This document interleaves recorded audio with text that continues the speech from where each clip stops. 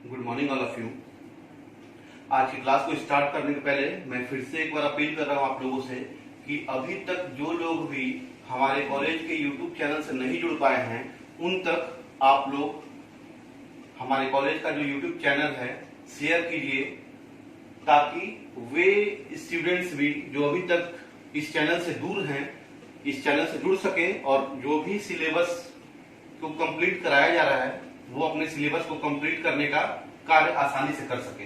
क्योंकि 1-2 महीने के अंदर आप लोगों का एग्जाम होने का संभावना जताया जा रहा है, तो कहीं ना कहीं प्रिपरेशन अभी से ही स्टार्ट हो जाना चाहिए और बहुत ही अच्छे तरीके से जो प्रिपरेशन होता है उस हिसाब से आप लोगों को पढ़ना होगा। तो आइए अब हम लोग आज क्लास में चलते हैं। तो आज का क्लास बीएड फर्स्ट ईयर से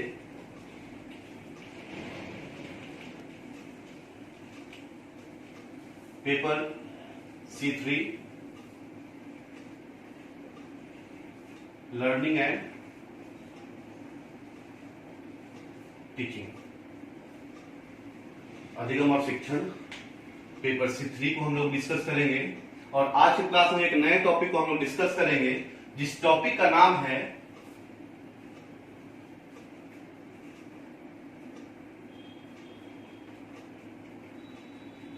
क्रिएटिविटी, सृजनशीलता,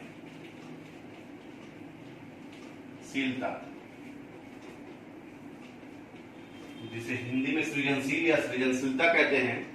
क्रिएटिविटी हम लोग को पढ़ना है। इसे सृजनात्मक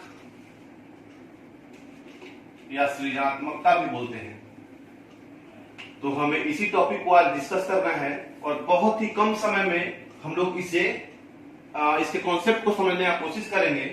तो अगर क्रिएटिविटी की बात की जाती है कि व्हाट इज क्रिएटिविटी, सृजनशीलता क्या है, सृजनात्मकता क्या है, तो अगर बोलचाल की भाषा में हम देखें तो हम कहते हैं ना कि कोई बच्चा, किसी बच्चे को देख के हम प्रभावित हो जाते हैं और बोलते हैं कि बहुत ही क्रिएटिव बच्चा है या बहुत ही क्रिएटिव चाइल्ड है, ऐसा बोलते हैं ना।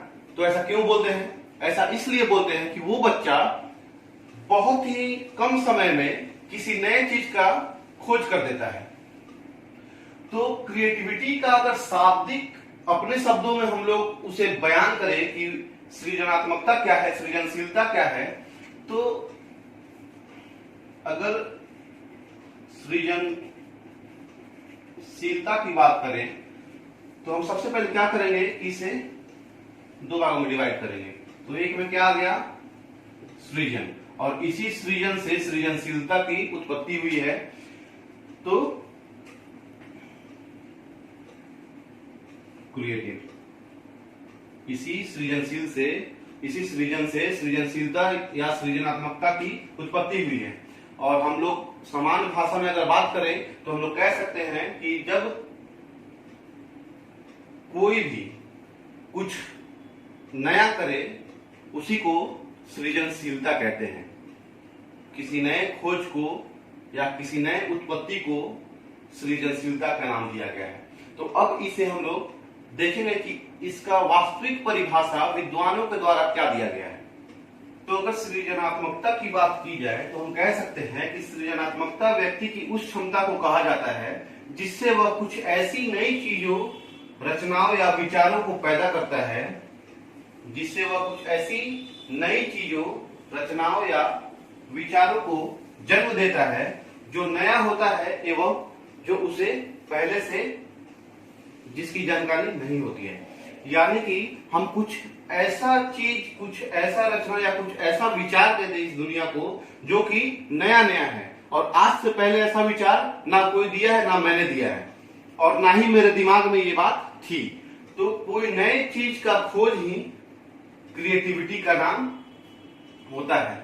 और अगर विद्वानों के मत को देखें तो ड्राइवडाल के अनुसार सृजनात्मकता व्यक्ति की वह योग्यता है, यानी कि जो सृजनात्मकता है वह व्यक्ति की वह कैपेसिटी है, वह क्षमता है, वह योग्यता है जिसके द्वारा वह उन वस्तुओं या विचारों का उत्पादन करता है। मतलब कि जिनके द्वारा वह व्यक्ति कुछ ऐसा प्रोडक्शन कर देगा जो अनिवार्य रूप से नया है, यानी कि जो एकदम नया नया है और आज के पहले वैसा कुछ नहीं हुआ है। फिर एक विद्वान का नाम आता है स्किनर। स्किनर के अनुसार क्रिएटिविटी क्या है, व्हाट इज क्रिएटिविटी, स्किनर के शब्दों में। तो स्किनर के अनुसार, स्किनर बोलते हैं कि सृजनात्मक चिंतन का अर्थ वह है जो नए क्षेत्र की खोज करता है।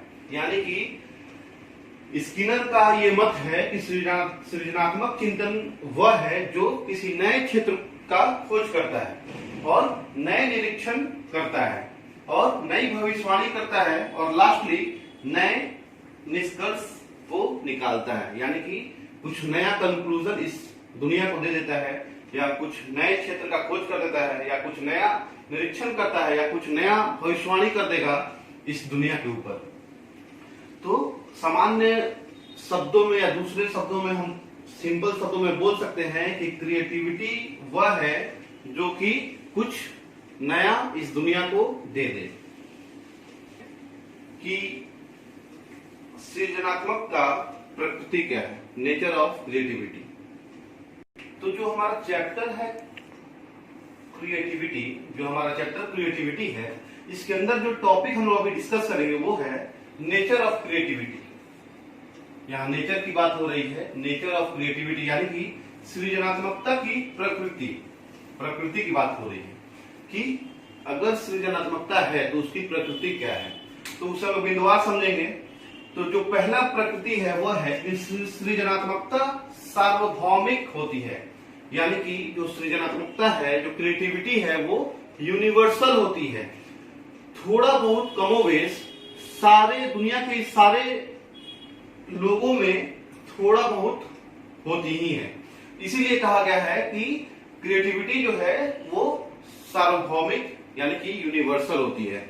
यानी कि जो क्रिएटिविटी का पैरामीटर है वो कम या बहुत ज्यादा या मध्यम।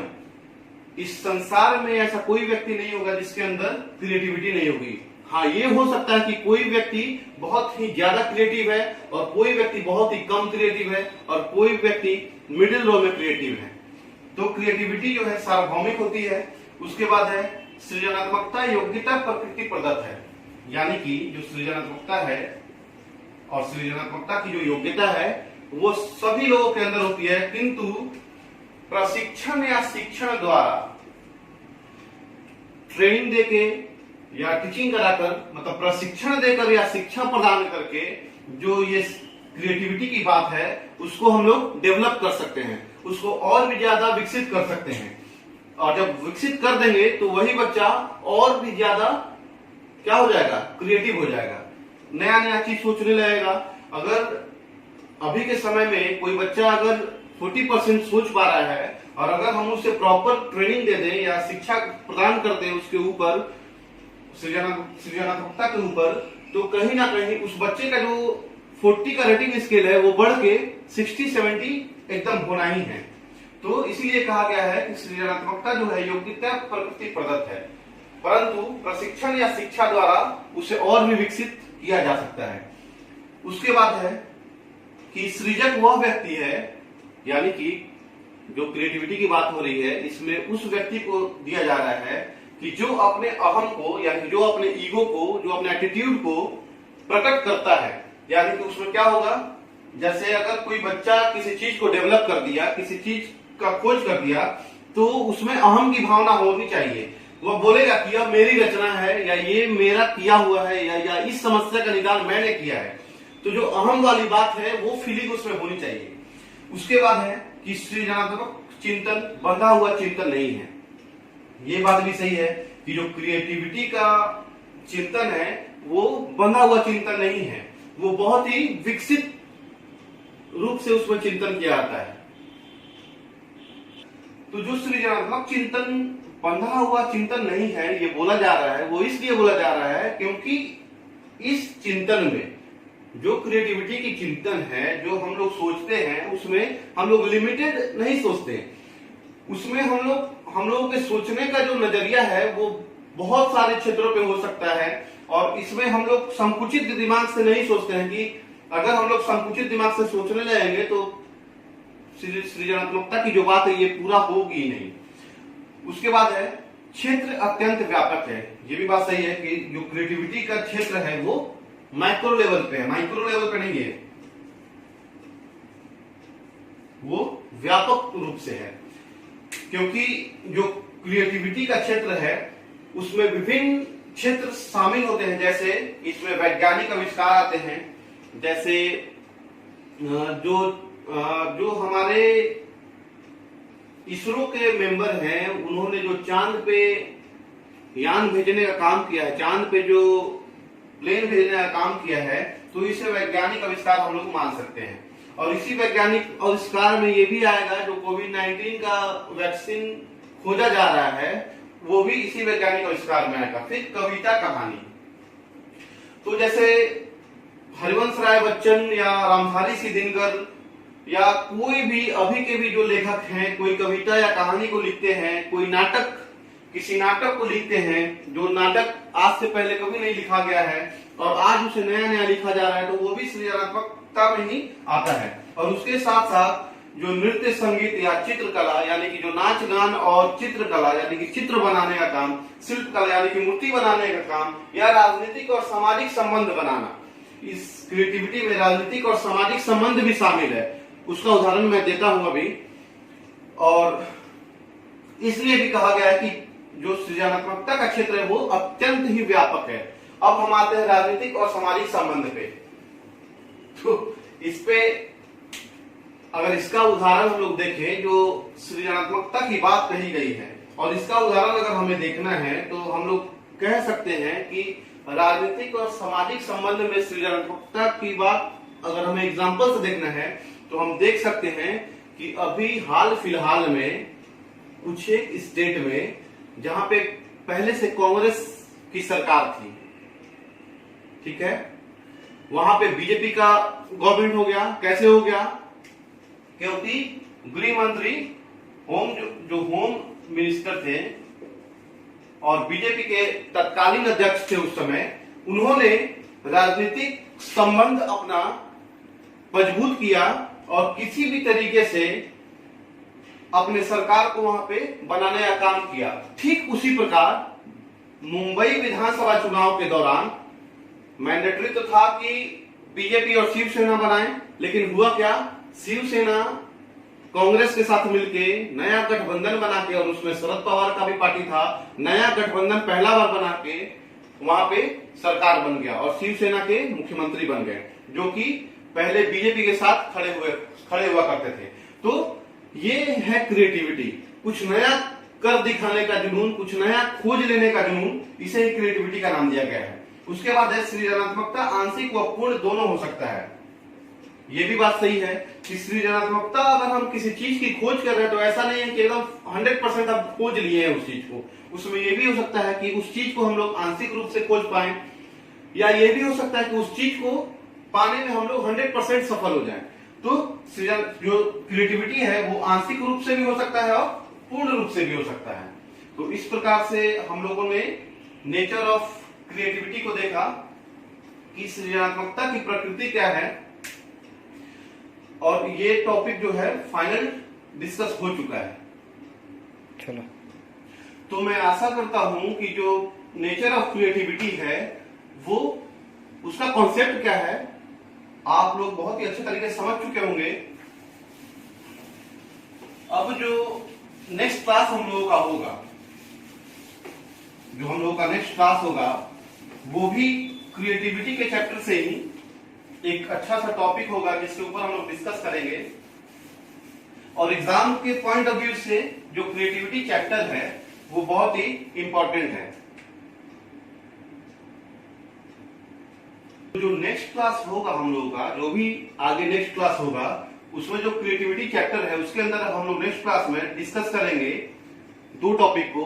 वो टॉपिक है पहला जो है सृजनात्मक बालक के व्यक्तित्व एवं व्यवहार संबंधी विशेषताएं, यानी कि personality and behaviour characteristics of a creative child. और जो दूसरा पॉइंट हम लोग डिस्कस करेंगे, जो दूसरा टॉपिक डिस्कस होगा वो होगा बालकों में सृजनात्मकता विकसित करना, मतलब कि how to develop of creativity among children, मतलब development of creativity among children. हम लोग कैसे बालकों में क्रिएटिविटी की भावना को और भी विकसित कर सकते हैं। तो नेक्स्ट क्लास में हम लोगों का यही टॉपिक रहेगा, इसी टॉपिक पर हम लोग डिस्कस करेंगे। Thank you.